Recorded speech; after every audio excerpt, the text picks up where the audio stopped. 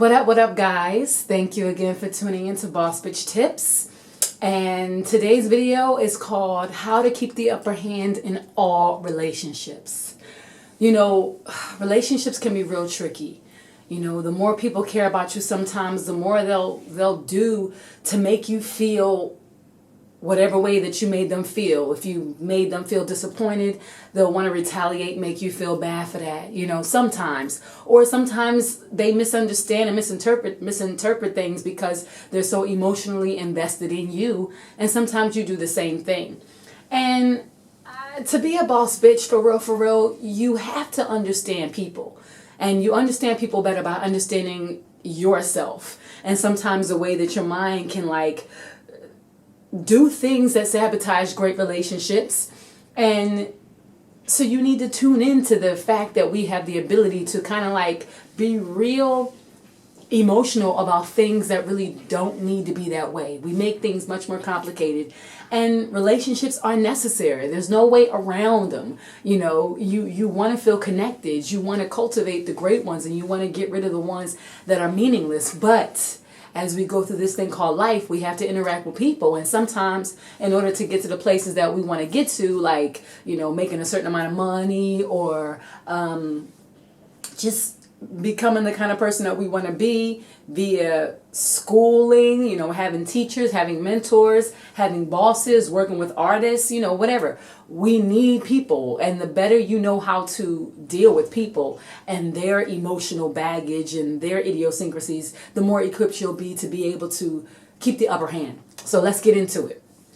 The first, I have three top tactics, okay?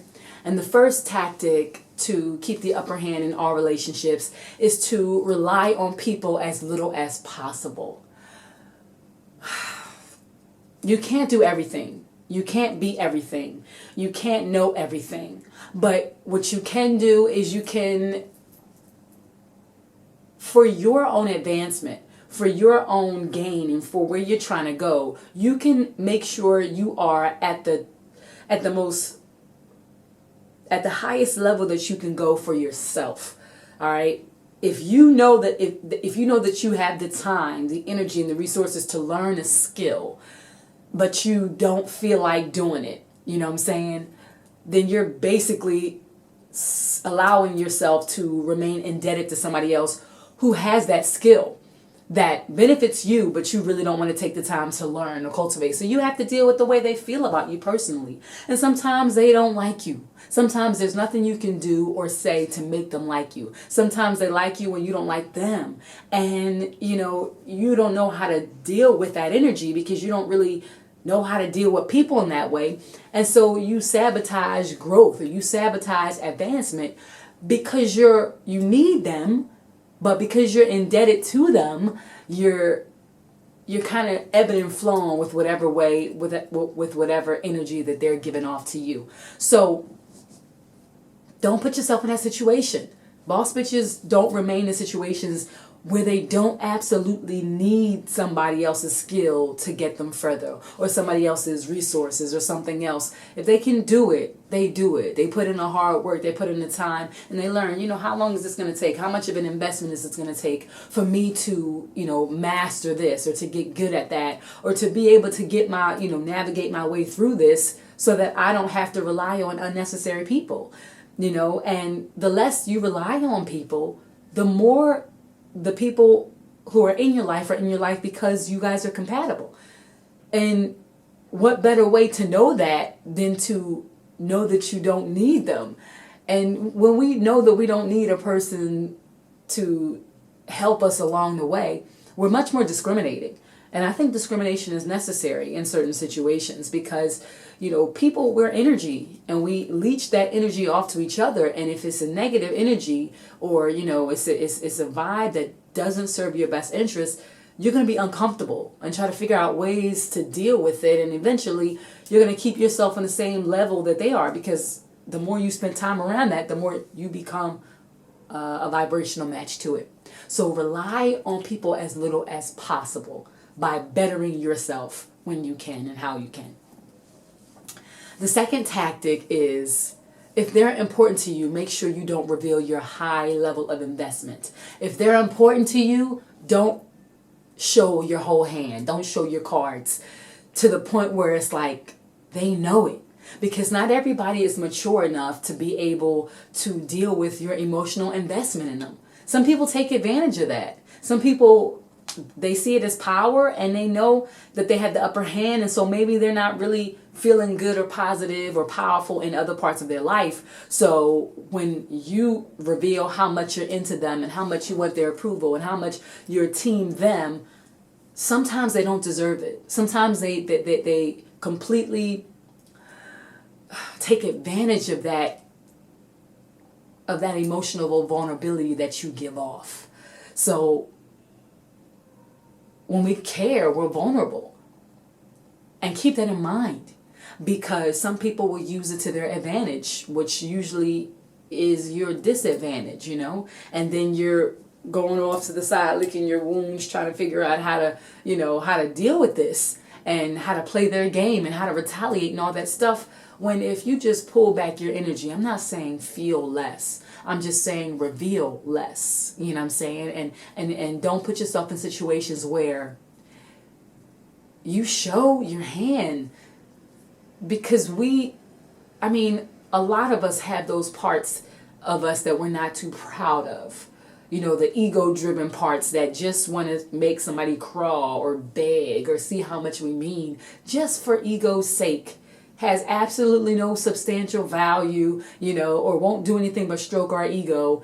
And a lot of us are too immature to understand the value of true love and affection and attention and devotion and emotional attachment and care and love. Like some of us, we see it as a game, when in fact it's not. It should be cherished. So don't put yourself in a situation to have to find out the hard way if the person that you feel this way about is mature enough. Because if they're not, you're gonna hurt, and we want to minimize that unnecessary hurt as much as possible.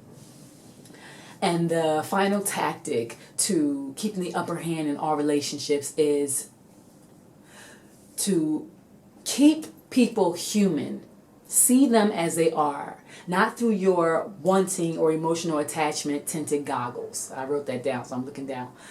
Don't idolize them. Don't put them on a pedestal, because if they're up there, they're looking down on you, or the temptation to do so is greater. It's just the way it is.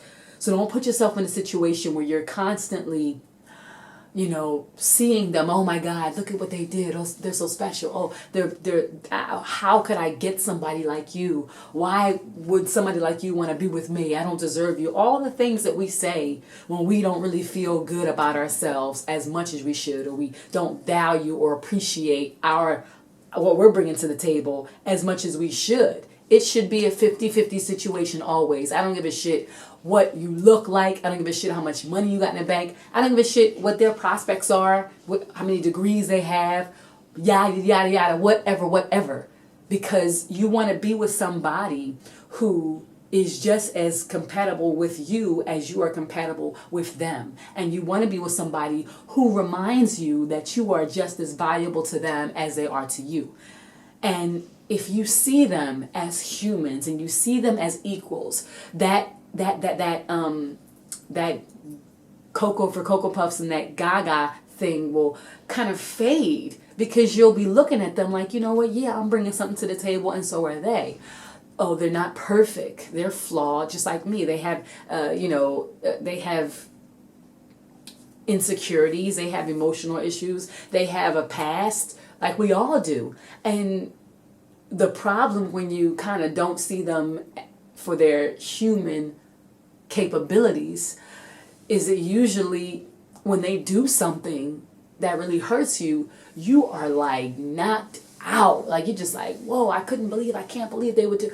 Well, if you see them as humans and you see them as equals and you see them as flawed individuals with the ability to make mistakes, then you're not as hard on them when they do something that's human, a human reaction or a human emotional response.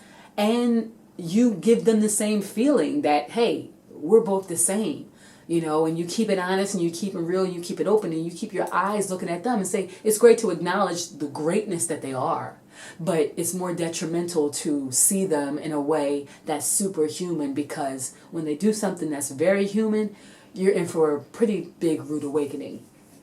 So once again, to recap, the top 3 tactics to keep the upper hand in all relationships is to rely on people as little as possible, is to not let a person know just how important they are to your world and the way you see the world, and to keep them, and number 3 is to keep them as human as possible, because the more you do that, the more you're able to build a more realistic relationship, which is full of its highs and its lows, and you'll be able to maintain something steady and something long term, more than just kind of like constantly remaining in that vibration of, whoa, I gotta be so perfect and be so great to them so that they don't find a reason to leave me. All the things that we do in our mind sometimes when we're not really in the place that we know we should be, and so we can't believe we got this person who's kind of, in that place of confidence and,